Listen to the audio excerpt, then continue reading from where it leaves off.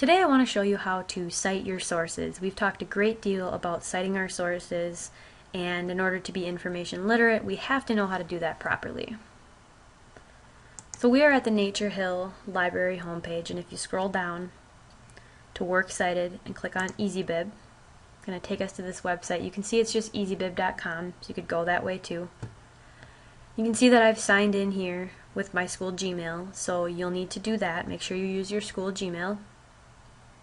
And then we've got a really good resource here to help us cite our sources. So you can see that you can cite all kinds of things: books, newspapers, journals, databases. There's 59 different options.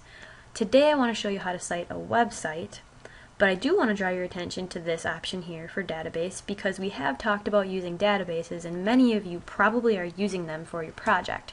So if you went to BadgerLink and you found a scholarly article or a journal article that you want to cite, you would click on database and follow the instructions for that. But today let's just focus on a website. And so we're going to cite these two sources here, the NASA one that we found and then the other National Geographic one that we found. So here it says cite a website by entering its URL or by searching for it. So that's what we're going to do. This could be used as a search tool, but since we already found our sources, we don't need to do that. We can go right in here and just copy the URL. So I'll copy, and then I'm going to paste it in here, and if it goes, then you'll click Cite This.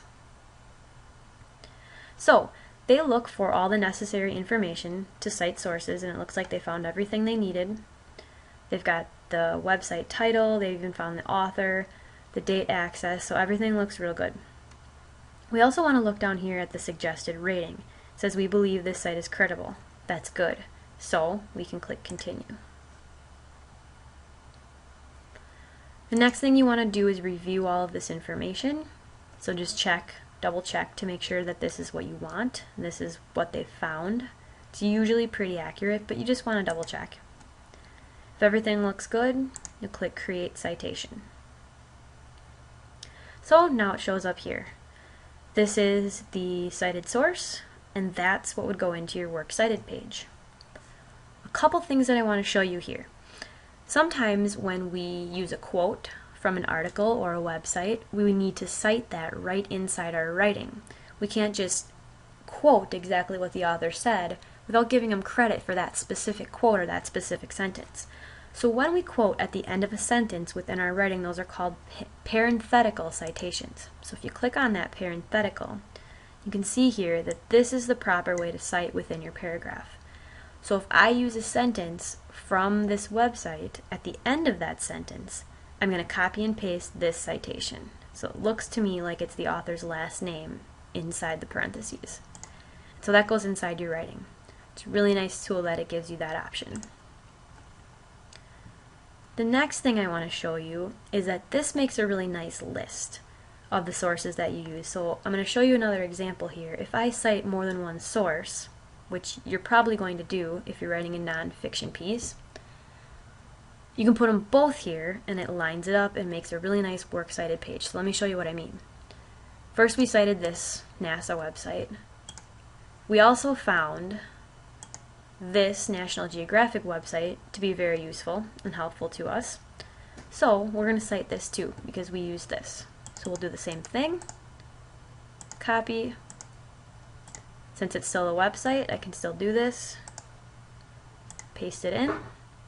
And I'll click Cite This. So again, here's what they found. Looks like they weren't able to find a publisher or when it was electronically published or when there was an author. Sometimes they can't find everything, and that's okay. We just want to make sure we cite it to the best of our ability. This is credible, so we click Continue. Okay, double check that everything is good. And it looks great, so we'll click Create Citation. Now you can see here that we've got a list of two different sources that were found. Now here's the neat thing. Once you've done this with all of your sources, you'll probably have like 4 or 5 on this list. But then if you want to use this for your actual piece when you're making your works cited page, what you can do is hit Export or Print.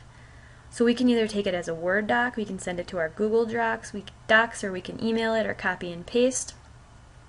what I want to show you how to do is to print as a Word doc. So we're going to click this.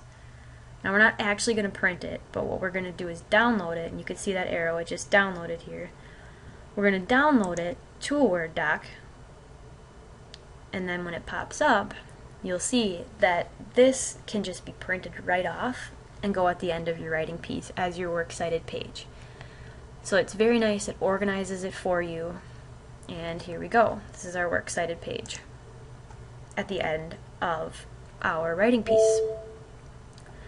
So this is how you cite your sources using Easybib.